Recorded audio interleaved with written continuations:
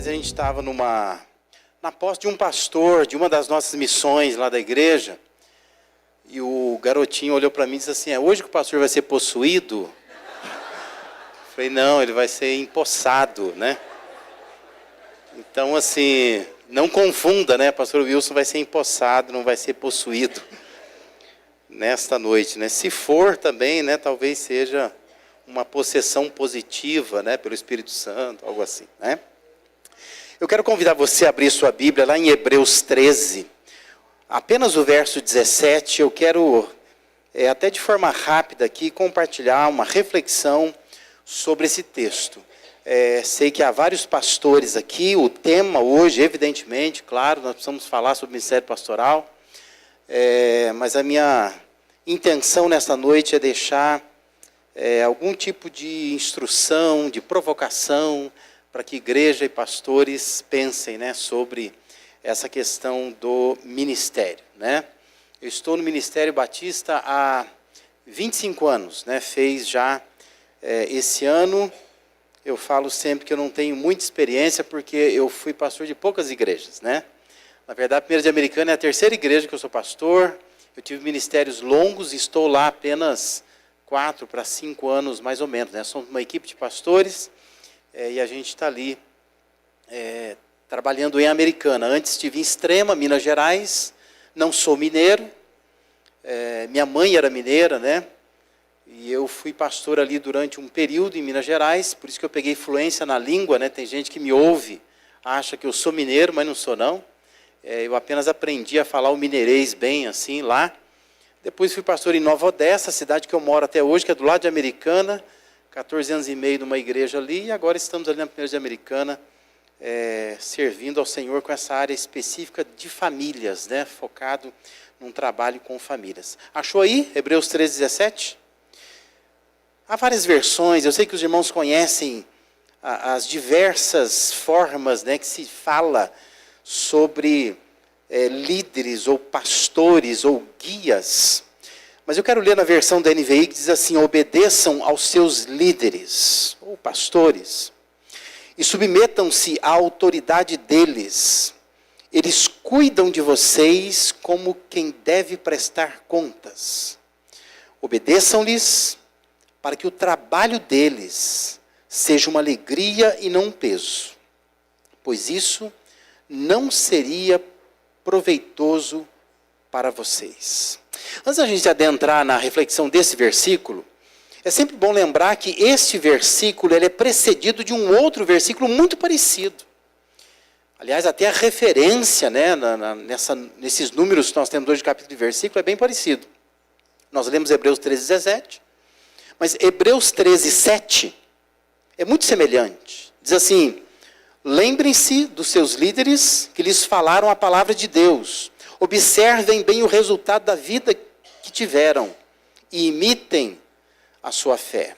Os indícios são de que essa carta aos Hebreus ela é escrita, na verdade, por um grupo. É um grupo de irmãos que estavam um pouco desanimados, talvez, e numa transição de liderança, eles haviam deixado a igreja, né? Alguns estão por ali, mas estão descontentes, estão voltando um pouco a algumas práticas que talvez o pastor anterior gostava, apreciava. Por isso é bom fazer essa distinção. O versículo 7 está dizendo que os líderes que nos falaram a palavra de Deus, é tudo no passado, repare, né? É para observar bem o resultado da vida deles e imitar a fé deles, né? Ou seja, o pastor que já foi, é bom sempre lembrar dele, né? Lembra dele, agradeça por ele, mas o pastor atual, o versículo 17 está dizendo que é para obedecer a ele, submeter a autoridade dele, né? É muito bom fazer essa distinção, né? Eu sou um ótimo pastor onde eu já fui. Aonde eu sou atualmente eu não sei, né? Precisaria perguntar lá para aquele povo, né? Mas a gente tem essa mania de amar pastor que já foi, né? Amar o tempo que já foi, o carro que eu tive, né? A casa que eu morei, cidade que eu morava, né? A gente gosta dessas coisas do passado, né? Mas é bom a gente fazer essa distinção. Hebreus 13, 7 e 13, 17 são duas coisas diferentes. Hebreus 13:7 está dizendo que o pastor que já foi, os pastores que já foram, agradeça a Deus por eles, lembra deles, imita a fé que eles tiveram. Mas obediência, submissão, caminhar junto, é com o pastor atual, né? É com o pastor que agora está na igreja. Porque, como já foi dito aqui, Deus tem cada pastor para cada tempo, e cada pastor é diferente, vai conduzir a igreja de uma forma diferente, né? Sempre a gente ouve falar que não se faz pastor como antigamente, né? Não se faz pastor como antigamente. Sinceramente, eu não gosto dessas coisas, né? Eu acho assim, não é que não se faz pastor como antigamente, é que não se faz pastor para antigamente. Porque o Brasil mudou, a igreja muda, as pessoas mudam, você mudou. E os pastores mudaram também, né? Nossa denominação mudou. Se você frequenta a Assembleia da Convenção do Estado, Batista Brasileira, você sabe disso, né? Coisa que o teu pastor não deixa fazer. Você vai lá na convenção, lá faz. Lá acontece. Porque a convenção mudou, né? Quando você vai para os Estados Unidos, por exemplo, estive lá em tempo recente, porque a gente herdou muita coisa dos americanos. Os americanos não fazem mais aquilo. E nós continuamos a fazer aqui, né? Porque as coisas mudam. Então, assim, não é que não se faz pastor como antigamente.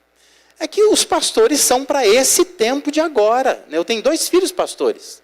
Hoje pela manhã, estava numa reunião lá em Nova Odessa de pastores. E aí o meu filho, que é o mais novo, que é recém-ordenado, ele foi ordenado agora, dia 26 de outubro. E ele estava na reunião, e aí ele foi chamado lá à frente para tocar teclado. E o pastor que foi pregar falou, nossa, essa nova geração de pastores vai ser melhor que a gente. Porque eu tentei fazer isso, né? Tentei aprender violão, não consegui. Eu acho maravilhoso esses pastores novos agora, que o sujeito termina de pregar, canta uma música. Ele é pastor, cantor, toca, né? Deixa a gente para trás, né? Então, assim, são os pastores atuais, para esse tempo, que Deus tem levantado. E nós precisamos caminhar com esses homens, né? Homens que Deus tem colocado diante de nós. Então, eu acho assim, que no meio batista especialmente, nem sempre a relação entre pastor e igreja é uma relação amistosa, não é? O que nós temos são pastores que ficam muito pouco em igrejas. A minha igreja, a Primeira Batista Americana, atualmente, se você olhar para a história dela, nós completamos agora em outubro 80 anos de história. Mas o pastor Rubem, que é o pastor titular da igreja, é o segundo pastor em 80 anos que ficou um período, que ele está agora de 14 anos na igreja. Já teve pastor naquela igreja que não ficou um ano. Um ano. Então, assim, essa é a nossa história como batistas, né? Se você percorre aí o estado de São Paulo, vai pelas igrejas, tem igreja que gosta de guardar aqueles quadros de foto do pastor no gabinete lá, né? E coloca a data embaixo, você vê que essa transição ministerial, muitas vezes, ela é rápida, né? O pastor não conseguiu nem aprender o caminho da igreja, mas já foi embora. Porque são ministérios curtos. Nós temos hoje, como foi falado, que pastores se matando, porque assim não conseguem conviver no ministério. Porque a convivência pastor e igreja não é uma convivência fácil. Hoje é dia de festa, não é? Está todo mundo se achando bonito aqui, né? Então, assim, o pastor Wilson é maravilhoso, a esposa dele, gente, que coisa fofa, né? O filho é uma bênção. E aí, por sua vez, o pastor olha para a igreja e acha todo mundo bonito, todo mundo maravilhoso, que talentos, né? Mas daqui a pouco, a festa acaba. E eu sempre digo assim, quando a crise vier, e ela virá, vocês têm que ter uma boa história para contar um para o outro, né? Para vocês se convencerem de que este momento de ser possuído ou de ser empossado, né, é de fato um momento que Deus proporcionou e que nós vamos caminhar juntos, né? Como eu disse, fui pastor de uma igreja 14 anos e meio. Não é fácil ficar numa igreja um tempo assim. Tem dia que dá vontade de ir embora, tem gente que você não aguenta mais olhar para a cara dela. Mas você caminha com aquela pessoa. Tem dia que você a odeia, tem dia que você a ama. É que nem casamento, né? Casamento é assim. Tem dia que você está apaixonado. Tem dia que você não quer voltar para casa. Porque é isso, não é? É uma convivência que se constrói. E igreja e pastor é a mesma coisa, né? É uma convivência que se constrói. Não é algo fácil. Então, me deixa dizer aqui algumas coisas que eu acho que são fundamentais que o texto de Hebreus 3,17 nos traz aqui. Que eu acho que vai ajudar a manter saudável essa relação pastor e igreja. Eu acho assim, nós precisamos ter algumas compreensões. Eu quero te dar 3 aqui, que o texto nos remete a isso. A primeira compreensão é a compreensão da autoridade divina. Compreenda isso. A NVI traduziu assim a primeira parte: obedeçam aos seus líderes, submetam-se à autoridade deles. Eles cuidam de vocês como quem deve prestar contas. Entenda, pastores têm autoridade. Mas pastores, não confundam. Pastor tem autoridade, mas não tem autonomia. Que é uma confusão que se faz. Autoridade não é autonomia. Autoridade não é dar liberdade a esse homem para fazer o que ele quer fazer. Tem pastor que é doido, né? O cara endoidece. Ele assume uma igreja, ele quer fazer um monte de coisa. Eu sempre acho assim que no dia da posse do pastor, o pastor precisa entender que a igreja é um rio que está correndo, ele vai entrar nesse rio que está correndo.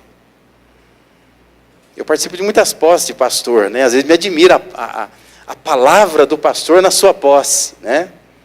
Quando ele diz assim: irmãos, daqui por diante, a coisa vai mudar.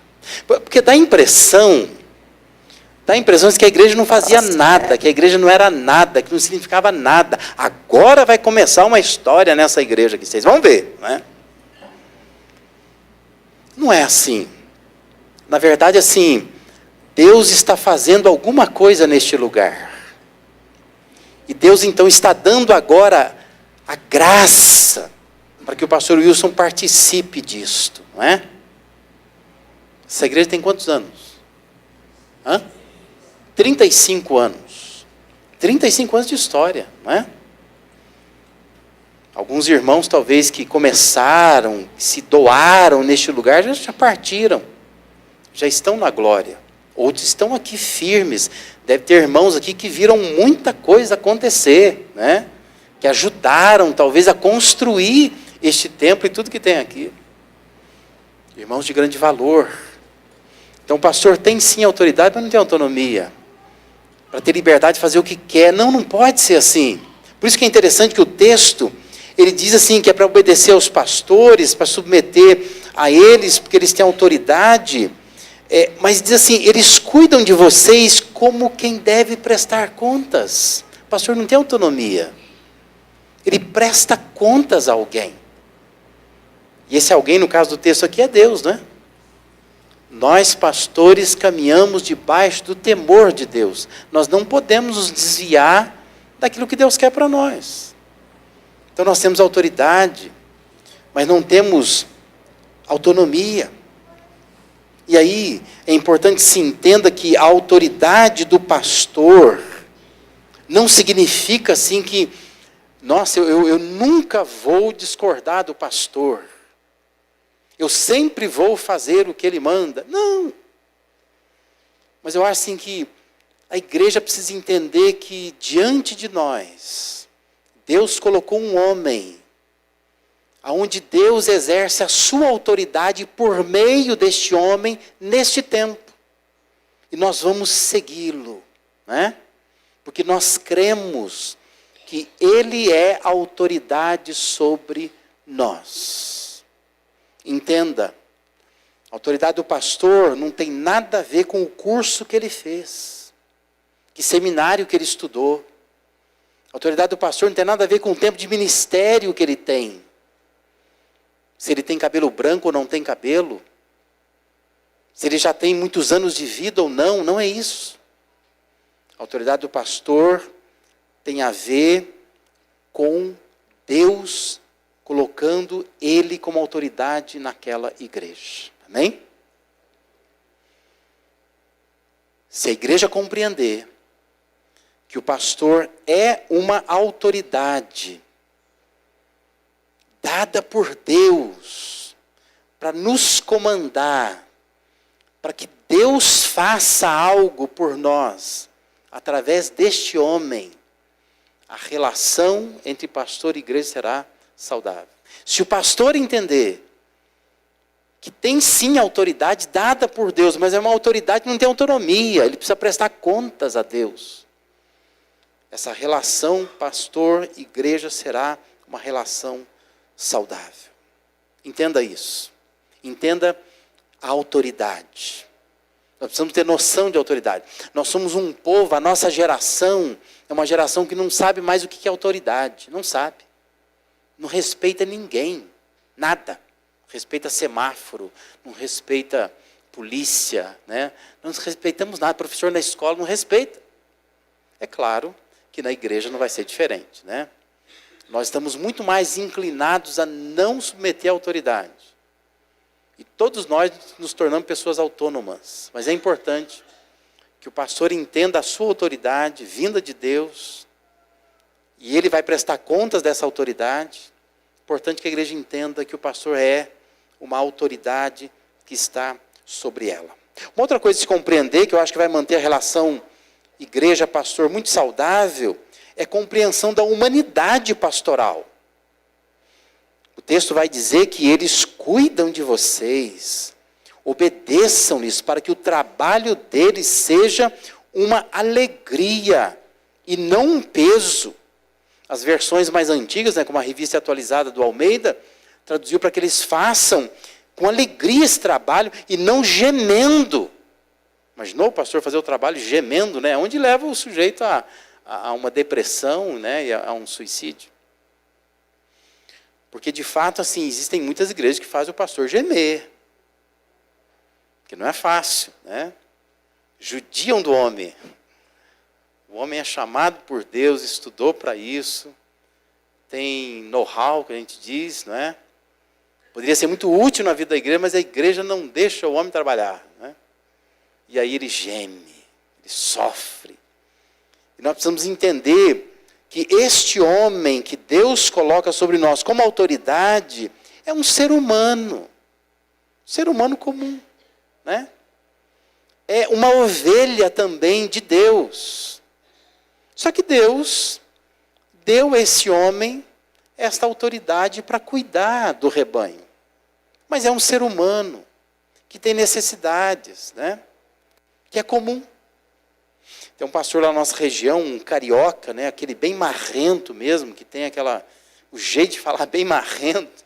E ele diz que ele chegou na igreja dele, e há um tempo estava lá, e aí durante o culto, ele disse que deu uma vontade no banheiro. E ele saiu então, enquanto estava lá correndo louvor e tal, foi lá ao banheiro. E disse que um garotinho olhou e falou assim, mas pastor também vem no banheiro? Né? E ele é um negão assim, ele falou assim, cara, eu fiquei meio branco quando eu vi o menino falar aqui. Eu falei, eu não posso ir no banheiro, né? Porque dá a impressão que o pastor não vai ao banheiro, né? Que o pastor não come, que o pastor não descansa. Que essa impressão que nós temos de que o pastor é alguém fenomenal, espetacular, que não falha nunca, que não erra, não é?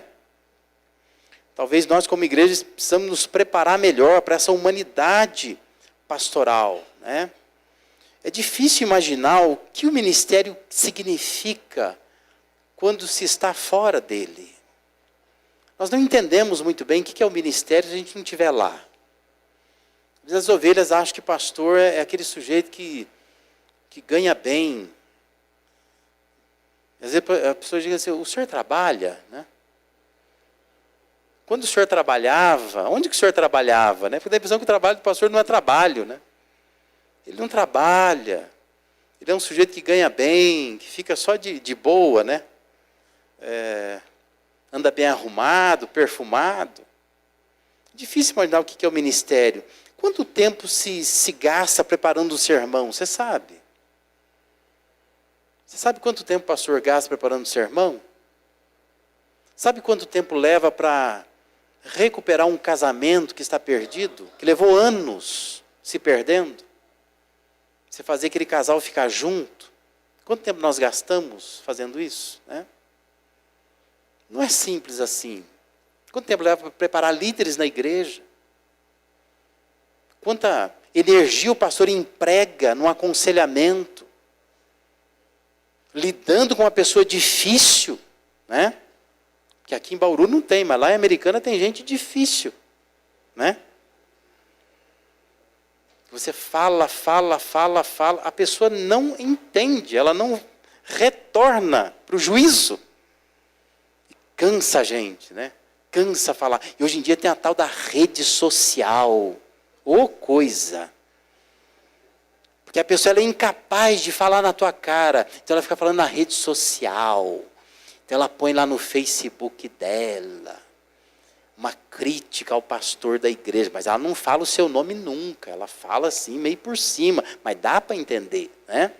Os grupos de WhatsApp na igreja, eu queria acabar com todos. Não presta esse negócio, é sério. Porque o pessoal começa a desabafar umas coisas lá, né? O irmão põe um videozinho, o outro rebate o videozinho. E o povo vai tentando encrencar a vida do pastor, né? O pastor não sabe mal o que faz com aquilo, né? Porque se ele responde no WhatsApp, fica a pior coisa. Se ele não responde, ele ignorou o que o irmão falou. E tem hora que a gente não sabe o que fazer, né?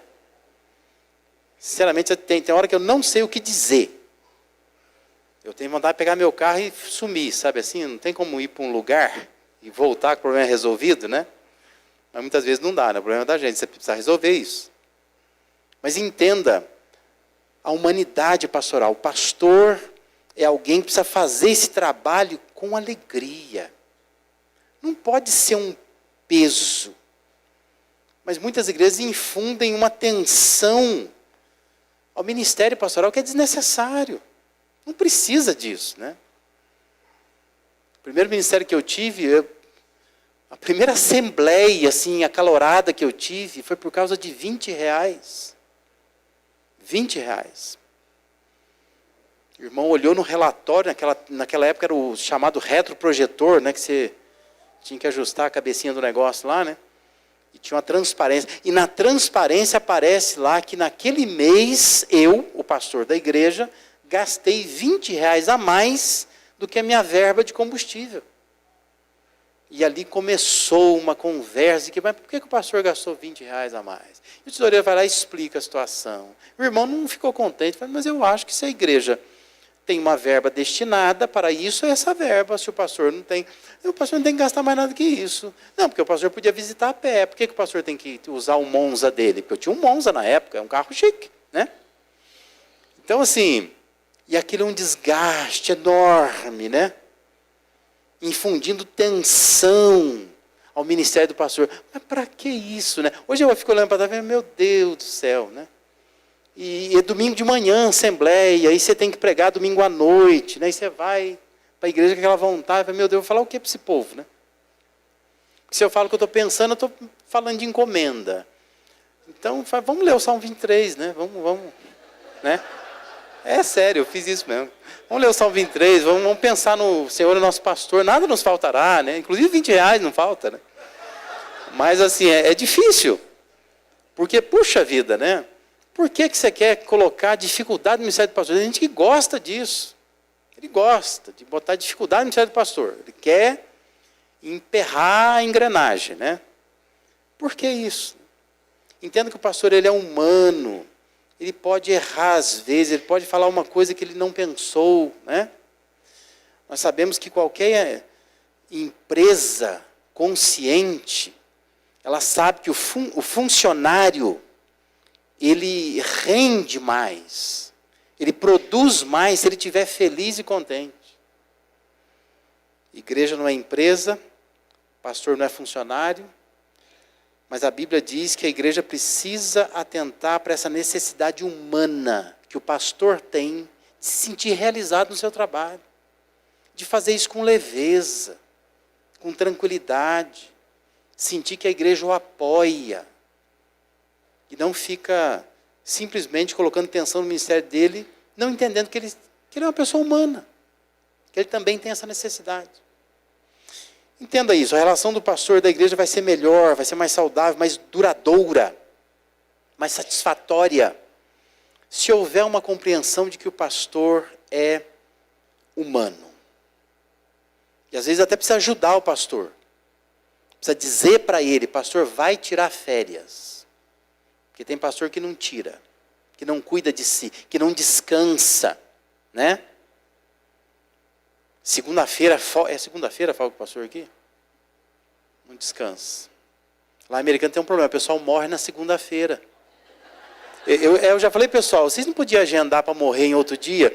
É uma mania de morrer no domingo para ser enterrado na segunda-feira. Quase toda segunda-feira tem velório. Na igreja grande, né? Na minha igreja, só de 60 anos para cima, né? Que é o pessoal da primeira lista, né? A ser convocado, que a gente imagina, são mais ou menos umas 108 pessoas. Você já imaginou? O pessoal que está tudo na fila, assim, né? Esperando, né? A senha chamar. E é um tal, e agora começou uma onda do pessoal, toda segunda-feira morre. Eu falei, gente, para com isso. Vocês agendam esse negócio melhor aí, né? Morre na terça-feira. Mas ficar morrendo na segunda-feira, só para o pastor não ter folga, né? Mas deixa o pastor tirar folga. Estimula o pastor a tirar férias, sabe? Porque ele é humano. O corpo dele não aguenta. Ele acha que não, às vezes, né? O pastor, às vezes, ele acha que ele é super-humano, né? Mas ele é humano, ele precisa, de fato, desse tempo. E uma terceira e última compreensão que eu acho que precisa haver é da real necessidade da igreja. O que a igreja precisa? O versículo termina assim, porque isto, quer dizer, não permitir que o pastor faça o ministério dele com alegria, mas tornar o ministério dele um peso, assim, porque isso não aproveita a vós outros. Ou como traduziu a NVI, pois isso não seria proveitoso para vocês. O autor está dizendo assim, ó, ninguém ganha com isso, todo mundo sai perdendo. Se a igreja não entende, olha, Deus tem um homem sobre nós, é autoridade sobre nós. Esse homem é humano, tem necessidades humanas, inclusive de realização pessoal. Se a igreja não entender isso, ninguém se aproveita disso. Todo mundo sai perdendo. Porque a própria igreja, ela não tem ganho, não tem lucro nenhum com isso, né? Não é só o pastor que fará o trabalho como um peso, mas os próprios membros passam a viver na igreja como se fosse uma coisa pesada. Fica tudo ruim, né? Tudo turvo, né, por causa disso. A necessidade da igreja é usufruir ao máximo das diretrizes de Deus por meio do pastor.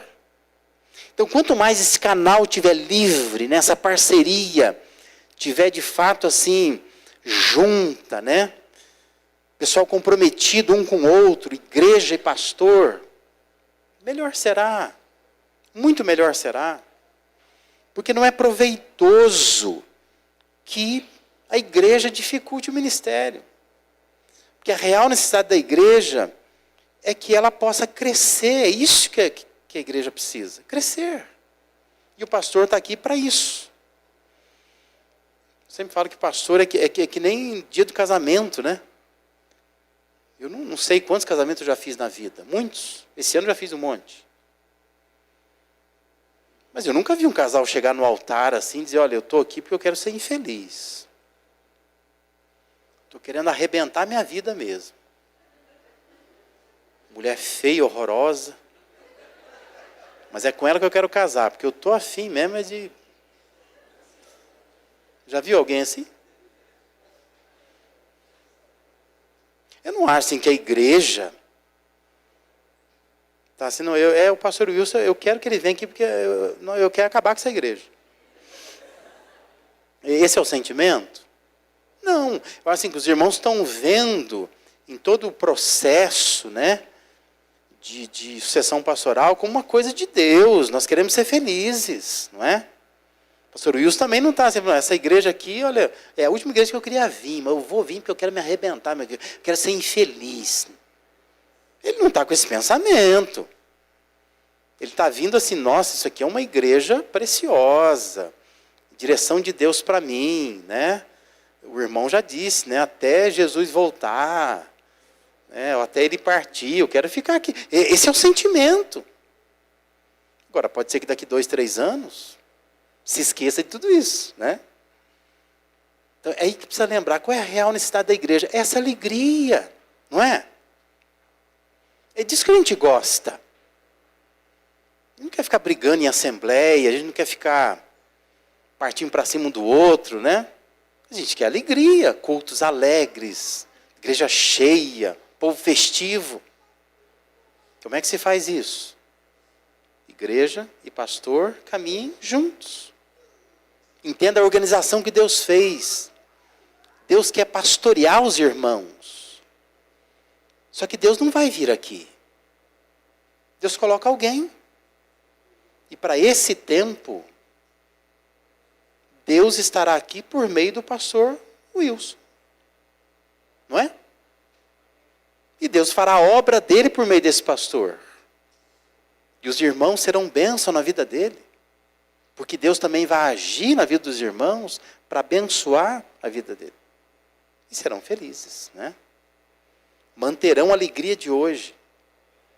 Porque estarão debaixo de uma autoridade divina, entendendo que essa autoridade divina se concretiza num ser humano comum, como eu e você, mas que tem um chamado especial de Deus para pastorear. E que entende que a real necessidade da igreja é ser cuidada, é ser pastoreada. Então deixa cuidar, se deixem cuidar. Porque senão ninguém sai ganhando. Isso não é proveitoso para ninguém. Queria encerrar citando o texto de 1 Pedro 4, versículos 10 e 11, que diz assim: servi uns aos outros, cada um conforme o dom que recebeu, como bons dispenseiros da multiforme graça de Deus. Todos vocês, tanto o pastor como a igreja, são dispenseiros da multiforme graça de Deus. Sejam bons nisso, né? Sirvam conforme o dom que cada um tem. Aí diz assim: se alguém fala, fale de acordo com os oráculos de Deus. Se alguém serve, faça-o na força que Deus supre. Para quê? Em todas as coisas, tiver caneta e grife na sua Bíblia, seja Deus glorificado por meio de Jesus Cristo, a quem pertence a glória, o domínio pelos séculos dos séculos. Amém. Esse é o meu desejo para o pastor, para a família do pastor, para essa igreja. Que os anos, conforme os anos passem, Deus seja glorificado pelo serviço que os irmãos prestarão nessa igreja, para a glória, para a honra do nosso Deus. Parabéns, igreja, pela aquisição deste pastor, que eu não conheço, né? Não conheço. Mas eu indiquei, porque eu entendi assim, que a igreja teria sabedoria para discernir se era um bom homem ou não. E indiquei, porque Marluce, já já vocês vão conhecer, eu conheço há 20 anos mais ou menos. E me indicou com insistência esse pastor pelo carinho que tem por ele. Também não conhecia a igreja, mas faço votos assim, que a igreja seja uma bênção na vida desse pastor. Parabéns, pastor, por essa aquisição também, né? Que juntos vocês caminhem. Como eu falo em casamentos, haja o que houver, permaneçam juntos, para a glória de Deus. Hoje é festa, tempos difíceis virão, mas fiquem juntos, porque juntos vão amadurecer, vão crescer, e Deus vai ser glorificado por meio dos irmãos. Deus abençoe os irmãos.